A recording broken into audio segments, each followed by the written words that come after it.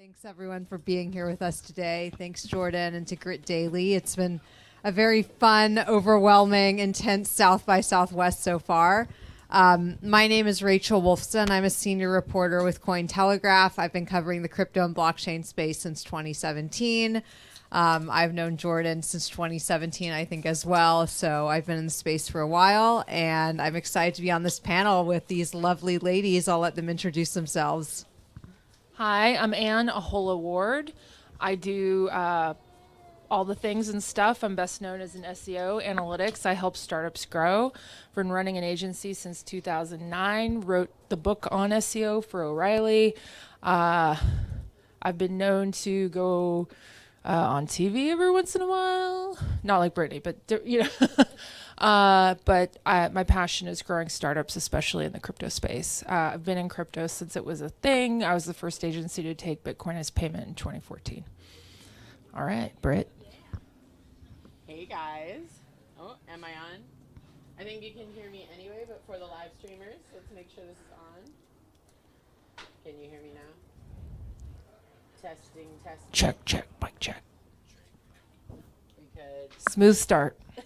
we could trade a mic for a Smooth second start. for the benefit of the live streamers. All right, can everyone hear me now? Lovely. Hi everyone. My name is Brittany Kaiser. I am a data rights activist. I've been known to both be in the crypto space as well as big data analytics for a lot of my career. And the reason why I am fully in Web 2, out of Web 2 and into Web 3 is specifically because I work a lot on data protection, permission structures, defining digital assets as our intangible personal property, and spend a lot of time working on legal and regulatory work in this space. Have helped write and pass most of the blockchain laws in the United States and in many other countries. And I now spend a lot of time as chair of Griffin Digital Mining, the first ESG focused and carbon neutral Bitcoin miner and one of the largest globally. And also advise tons of companies that work in digital identity, smart contracting, everything from AI to quantum resistant blockchains and everything that goes from there. So really happy to be here with you all. Thank you all for coming, and so happy to be here with two of my favorite people in the space. This is how I got you guys to hang out with me. There you go. Awesome, wonderful, great. So are we doing an AMA? Are people asking us questions, or am I asking Brittany and Ann questions? Or are we asking you questions? I'm usually the moderator for panels, so I'm used to asking people questions. Yeah, let's do it. Okay. Are you guys asking us questions? Testing. I So think it's an AMA. I pitched an AMA because I have done enough regular panels and I just wanted to riff with my ladies. Testing. So crypto has been involved in a war for the first time. Tell us a little bit about Web3 meets warfare and resources for testing. Yeah, absolutely. Can you guys hear me on this one now? You cannot? Okay. February 24th, which was about 24 hours after Russia first attacked Ukraine, was when a few top people in our industry, friends of mine, Jordan from Trippy Labs and Nadia from Pussy Riot, and a few others co-founded Ukraine DAO. And they started to use NFTs to start to fundraise for humanitarian operations in Ukraine. It was 24 hours after that where I got in touch with the Ukrainian government and helped build a team in order to help them start even directly fundraising through crypto. And between Ukraine DAO, the government's direct Bitcoin, Ethereum, Tron, Polkadot, Solana, and Doge wallets, I think is the list thus far. We've raised nearly $200 million in less than 2 weeks for everyone from Red Cross Ukraine to Come Back Alive, the long-term kind of military nonprofit of Ukraine, to direct government humanitarian aid assistance. Basically, as a crypto industry, we have been able to meet the entirety of humanitarian aid given by the European Union and the United Kingdom, which was $100 million each. So it's a pretty big deal for the first time to crowdsource humanitarian aid. That has never happened before. It's never happened at a level where it could actually be of assistance. Over $200 million that came in 14 days. So that's a huge testament to everyone in this space. I think every single Ukrainian NFT artist has sold out of all of their collections on every single platform. And many big either companies that run wallets or exchanges like Kraken and FTX and Celsius have been able to give money directly to every single person on their platform that is Ukrainian. So it's kind of mind-blowing for a universal basic income to have just been dropped to Ukrainians. I mean, Kraken gave over $1,000 to everyone, and then Celsius and FTX, I think it was $25, but that's tens of millions of dollars per platform that they're giving. Binance started a $10 million fund. I think the Solana fund is over $30 or $40 million right now. I mean, it's been completely incredible. So for us to be able to show that the crypto community cares about positive social impact in the most direct way and the most, I would say, high-profile way that it's ever happened is just incredible. And I'm so proud of everyone that rallied together to make this happen. And I definitely think that it pushed forward the executive order that we just saw come through. Do you guys have any thoughts on that you want to come Well, through? I was just happy to see something crowdsourced that wasn't medical bills, which just feels like a failure for humanity all around, that people have to do that in this country. I definitely have seen the best and the worst during this time of some people. Some have used this as an opportunity to troll and to, hate on people for living their lives. And, I think one of the best things I was ever taught as a kid was my great aunt, who had lived and seen war. She said the most important thing you can do in tough times is keep your pecker up. This is like a demure 80-something-year-old woman. Always a lady, my Aunt Mona.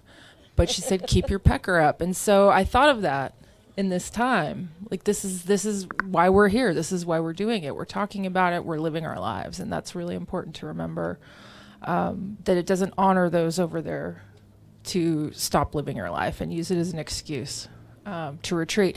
But I have seen some very cringy brand moments. I'm not gonna call anyone out by name, but I have seen companies make it about them when really they needed to elevate others in their time of need. And that's a very unfortunate thing. Because I think a few people got themselves canceled recently. Yes, exactly. What about you, Rachel? What do you think?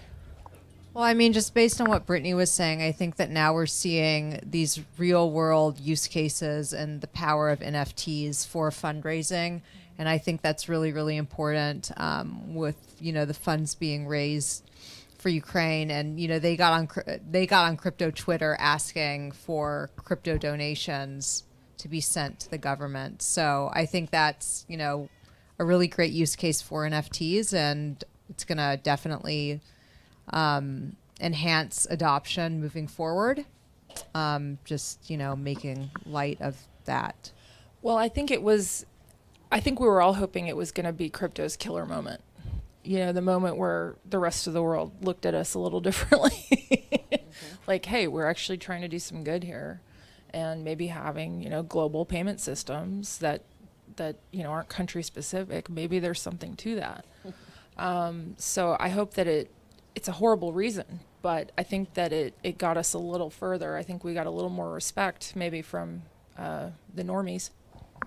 Absolutely. And it is something that I mentioned in the end of my remarks that I think is worth exploring now. Is like, in the midst of crypto being the biggest player in terms of financial support in Ukraine's defense against the Russian war crimes, which is exactly what it is.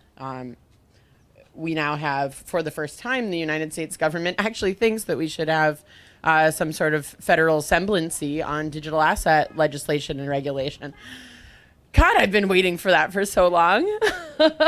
So if it took this in order to finally get an executive order, some sort of decision amongst government agencies that we might actually collaborate to think about federal legislation in this country, I mean, What do you guys think about what's been published thus far out of the White House? What do you guys think it means for Janet Yellen to be running this show, this conversation? This executive order is now in her hands to for the Treasury to basically organize amongst other parts of the U.S. government to think about what we're actually going to do next and what this looks like. Not the ideal individual, but... Well, she hasn't been exactly a glowing supporter. And maybe that's not a bad thing. I mean, it doesn't necessarily, you don't have to agree with something to be able to regulate it. But I hope that she'll get, I've said this for years, but I really mean it, that I think we need to all adopt a legislator as crypto people and help educate them because a lot of this dismissal of it comes from a lack of understanding of it. And so the only way that that's going to happen is if we actually try and tell people why this matters and why you should care about it. You know, I'm willing to adopt a local government person, or you know, we can hang out. I could explain things. Adopt a legislator. Yes, yes. I've been pushing for this for a while because they all suck at it. But I definitely, you know, you're more versed on policy than I think ever could be, Brittany. But I'm curious in terms of, you know, globally, who do you think is doing it right? Because we know who sucks at it, us. Yeah, but I mean, in terms of the jurisdictions that have really taken the bull by the horns, and I mean like really like gotten deep into the crypto community and worked with technologists to not only understand how this technology works, but how it can help their country, and therefore partnering with the industry in order to create legislation that actually allows us to do business. You know, the first and best has always been Switzerland. You know, the first country to actually have digital asset legislation, the first country to kind of diversify on definitions and make crypto possible to handle by, you know, the banking system, et cetera, and so forth. And so Switzerland as a country, I would say, is still doing better than anywhere else. They have the only kind of security token exchange that has, I think, now thousands of companies, tokenized equities that you can buy on an exchange. Like that doesn't really exist anywhere else yet. And so they're light years ahead of most other countries. Obviously, in the United States, I'm very partial to the state of Wyoming. So if you have to be building in the United States and you're not in Puerto Rico, you better have all of your crypto work going on in the state of Wyoming, where it's the only place in the United States with real comprehensive definitions in this industry. But if you look at places like Puerto Rico and Portugal, they have specifically gone through the trouble of really making their jurisdiction as attractive as possible for people to go and build their businesses. So being able to have different tax exemptions for building crypto businesses, certain parts of your crypto trading that you don't have to bother reporting, which I think is actually an incredible thing for people in this industry. I don't know if most people here spent the past 2 months trying to figure out what they did last year with NFT trading and DeFi and yield farming and staking, and what that actually means when you report it to the IRS or whatever your local tax authority is. I mean, there's not even enough regulation to even cover or a lot of this technology that we have been using in our day-to-day lives. So like the places like Portugal and Puerto Rico who are saying like some of this you don't even need to report because it's your daily business, and there are only certain like higher level stuff you have to report, not every single trade that you ever did for all time, every time you had a failed transaction, every time you paid higher gas fees than the price of your NFT, like all of that stuff is crazy, not defined in law in the United States, absolutely not. And therefore it's really difficult for people that are on the bleeding edge of trying these new technologies to actually even be compliant or have any idea of how to exactly do things right. There's maybe 100 ways that you could report what a lot of us did for our business last year. And that's you know, upsetting. My CPA hates me. Yeah, exactly. She literally hates me. Is everyone having a really difficult relationship with their attorneys and their CPAs this year, trying to explain what we do in our spare time? Shout out to TaxBit, though. I mean, TaxBit's awesome. Tell me more. Oh yeah, I mean crypto taxes, TaxBit. I've been using TaxBit for a while now because I know Michelle. She's over there, but I mean they're great. I didn't know about that. Oh really? Yeah. So everybody should know about TaxBit. Really, really helpful. Based on what you were saying though, Brittany, just not on the topic of crypto and taxes, Texas is seeing a lot of innovation in terms of mining, and obviously you know about that. We're seeing a lot of the miners now flock to Texas. I feel like the majority of them are here. We have the infrastructure, we have the green energy, and there's so much innovation here in Texas when it comes to the mining. So I'm really proud of that because I recently relocated to Austin. Actually, all three of us live in Austin now, like at least part-time. And anyways, and there's so much innovation going on in Texas in terms of the mining that I haven't really seen in any other state. Absolutely. I mean, Kentucky and a few other states have started to pass bills around mining incentives, but the state of Texas, and especially the governor here, has actually been like so open-minded, with their door totally open to the mining community to try to figure out how we actually build incentive structures and how we allow Bitcoin miners to actually be a very productive part of not just funding the growth of large-scale energy projects, but also balancing the load on grids, which came in handy last month when we hit another historic freeze for a second year in a row, and some of the biggest miners here were able to actually sell energy back to the grid and turn off all of their ASIC machines. So everyone stopped mining Bitcoin in order to sell energy back to the grid to balance it and make sure that homes and commercial buildings here did not lose power in the numbers that happened last year. And that's literally just because of the large-scale Bitcoin mining operations that now exist around Texas that was possible. So that is huge and really exciting, and that was a collaboration specifically with the governor's office in order to reach that agreement. So I think Texas is doing some incredible stuff in welcoming the mining community, and we're going to see that rolling out amongst tons of other states. I think especially now that we're starting to see bills, not just in the United States, but also being considered in the European Union about how to make sure that Bitcoin mining decarbonizes. There's going to start to be more incentive programs for people to be investing in large-scale renewable energy facilities and nuclear energy facilities, green energy, so that, yes, it's going to be funded by Bitcoin mining, but it also is a huge asset for the grid system in different parts of the United States and throughout Europe to be able to achieve better pricing, better balancing and availability of that energy. So that's a very exciting conversation that I'm very happy to be a part of these days. That's what I spend about half of my time doing. So. What do you guys think of Justin Trudeau trying to shut down Bitcoin and Ethereum wallets? I used to like Justin so much. Great hair, bad policy. Yeah.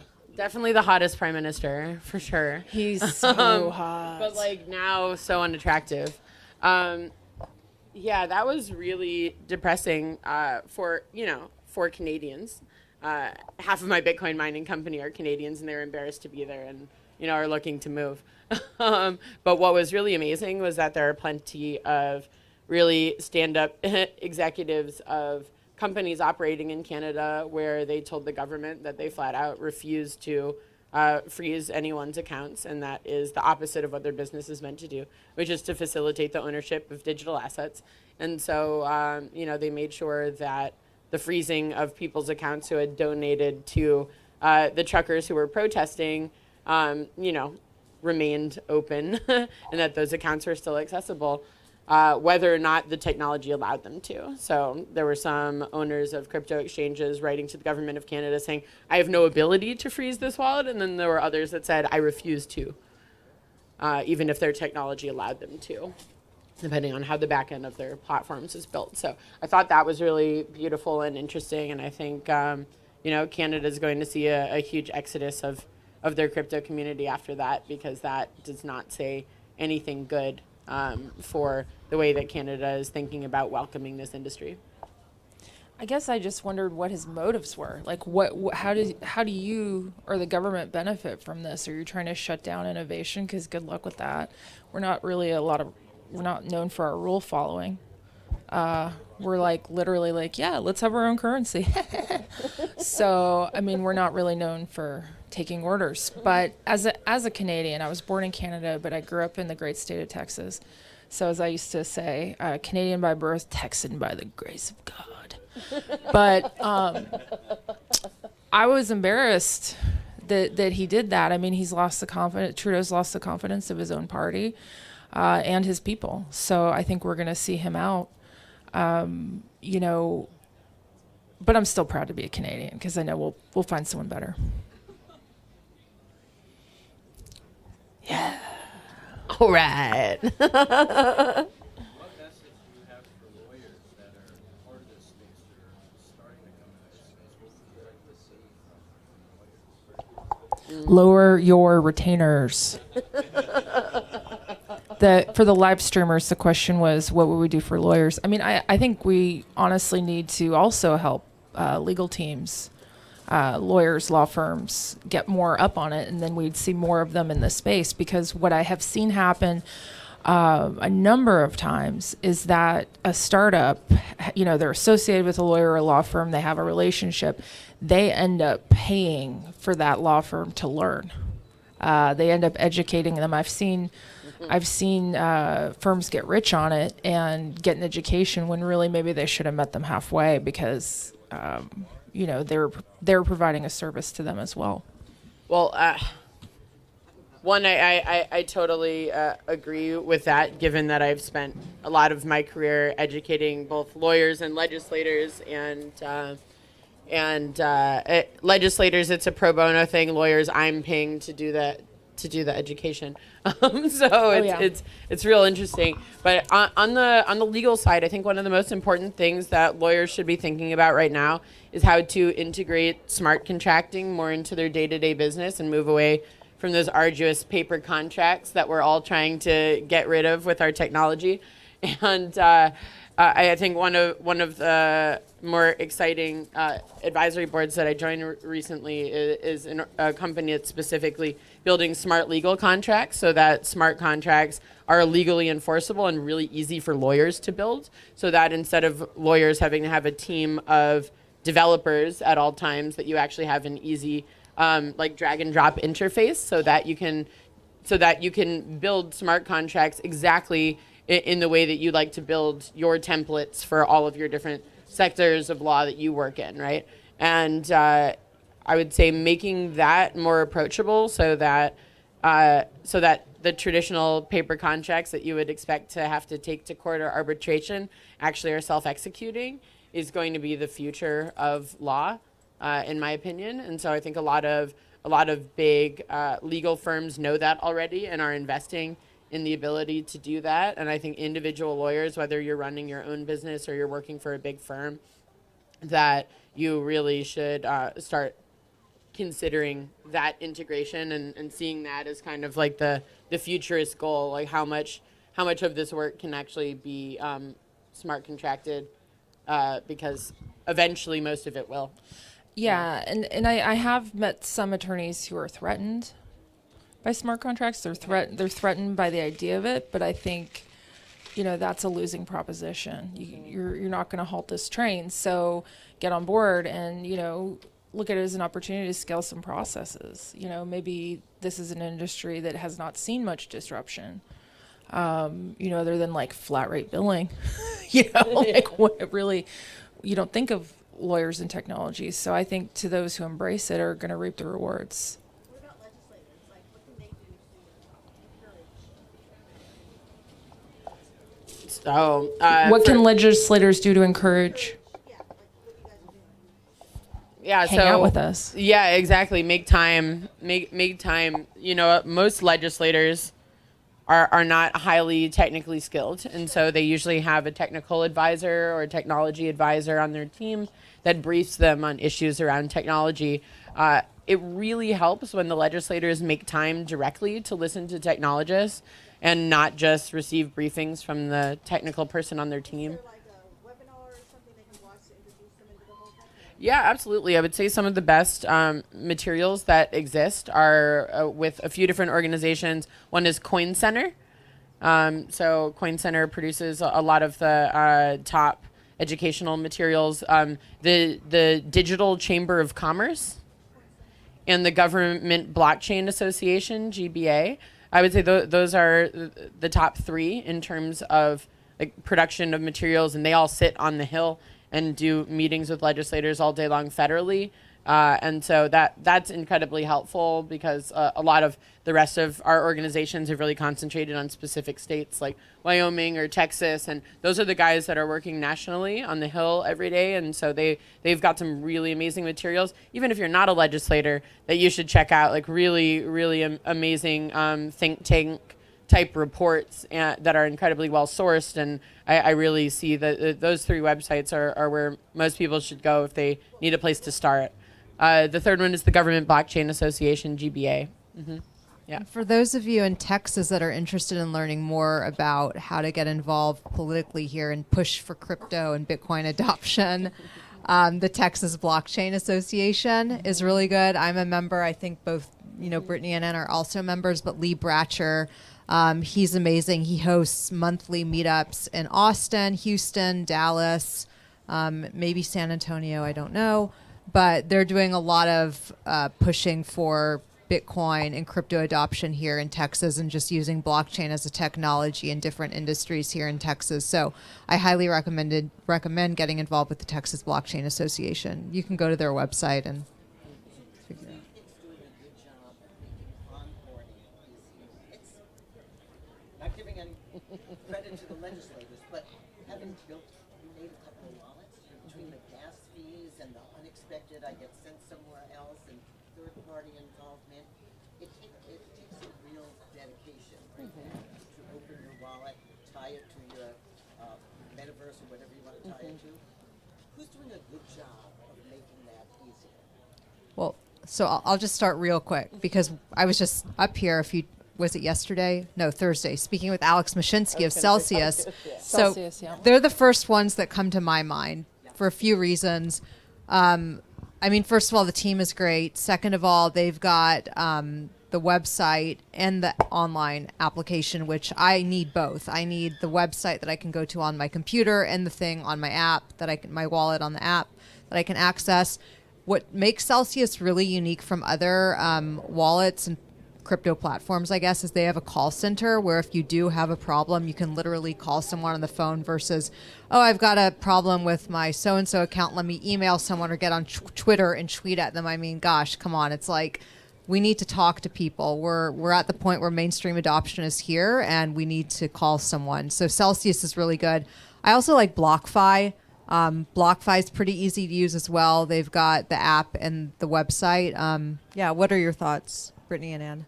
I most often say Celsius first, not only because I believe in the team and they were so early on trying to give people a return on their money in order to actually prove that it's possible for digital assets to beat the banking system in terms of, what is good for all of us in our day-to-day lives, where we're actually able to save instead of lose money by keeping our money with an institution, right? So that's why I love Celsius. I would say in terms of ease of use for people that still have probably more than one foot in the fiat or traditional banking world, that Kraken is probably one of your best bets. They were one of the first exchanges in 2011, and they were the first exchange to get a crypto banking license from the state of Wyoming. And so if you open a Kraken account, you can do same day transfers into your U.S. bank account. Usually goes in actually an hour or two after you send it. So if you are involved in crypto, but you still very much rely on fiat for daily payments for your company that you're constantly doing, I would honestly say getting a Kraken account is awesome. And they do really amazing educational briefings. And so as soon as Kraken is going to add a new token to their platform, as soon as they're going to open up staking for a new network, they will send you an entire report on why you might be interested in that, so that you can consider whether that's something you want to do. Them giving you the materials to do your own research as a published report is an incredible service, I think, and not enough. I feel like not enough platforms do that, where they're just here's a new token, click here to stake it, and it's well, you're hoping that people can go find good resources to do their own research and then decide whether they want to invest in that token or stake it or do any of the other options that you have. But without giving them very good unbiased information, then it's honestly just advertising within a platform, right? So I feel like Kraken really does that very well. Absolutely. I agree with both of your suggestions, but I know that Jordan gave me the look a minute ago, so I believe we are at time. But maybe we'll say how we can all be found. I'm Annbot at everything, ANNEBOT, like everything all over the internet. That has been my moniker since the late 90s. You know, I'm hoping to one day be Android, but Rachel, how do we find you? Yeah, so you guys can find me on crypto Twitter at RachelWolf00. I'm on crypto Twitter a lot, and I will respond there. My email is rachel@cointelegraph.com, pretty easy. And Instagram, Rachel S. Wolfson, Rachel S. like as in Sam, Wolfson. Don't be fooled by the fake accounts. I only have one account on each platform. So full disclosure, I will never message you guys asking for crypto or for investments. I've got, a real issue with the imposter accounts using my image as a name. But yeah, Twitter I would suggest is the best platform. Yeah, I'd third that in terms of Twitter being the best platform. I'm at Own Your Data or at Own Your Data Now on every single platform. Twitter, it's at Own Your Data Now, but it's one or the other on all of the platforms. And my email is brittany@ownyourdata.foundation. So feel free to get in touch with me if you want access to any of the materials I mentioned. And of course, you can look at my website, ownyourdata.foundation, with more information. Order some merch. Or order some really like that cool sweet merch. necklace. And by the way, I'm not going to disclose too many details because it's still a little bit private, but Britt will be doing something pretty awesome with CoinTelegraph soon with me and CoinTelegraph. So, but we're not allowed to say Watch much this more. space. But Brittany will be soon with our team. So Yeah. stay tuned. Thank you, guys. Thank you.